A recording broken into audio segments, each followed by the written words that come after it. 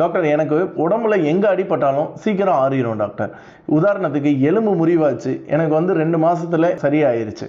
அதே மாதிரி பல்லு உடஞ்சா அது நார்மலாக சரியாயிருமா அப்படின்னு கேட்டிங்கன்னா கண்டிப்பாக அது சரியாகாதுங்க. ஏன்னா நம்ம உடஞ்ச பல்லு எலும்பு மாதிரி திரும்ப ரீஃபார்ம் ஆகாது. நம்மளுக்கு பல்லு உடஞ்சுன்னா அந்த உடஞ்சதை பல் மருத்துவரை பார்த்து சரி பண்ணாதான் அது சரியாகும்.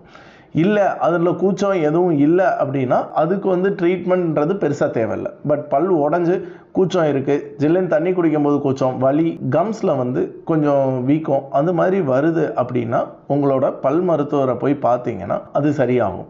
நார்மலாக எலும்பு உடஞ்சிச்சு அப்படின்னா எலும்பை அது நம்மளோட பாடி மெக்கானிசமே அது திரும்பி கூடுறதுக்கான வாய்ப்புகள் ஜாஸ்தி இருக்குது. பட் பற்களில் அந்த மாதிரி விஷயங்கள் கிடையாது. ஸோ அதனால் நீங்கள் உங்களோட பல் மருத்துவரை பார்த்தீங்கனாலே அது சரி பண்ணுவாங்க.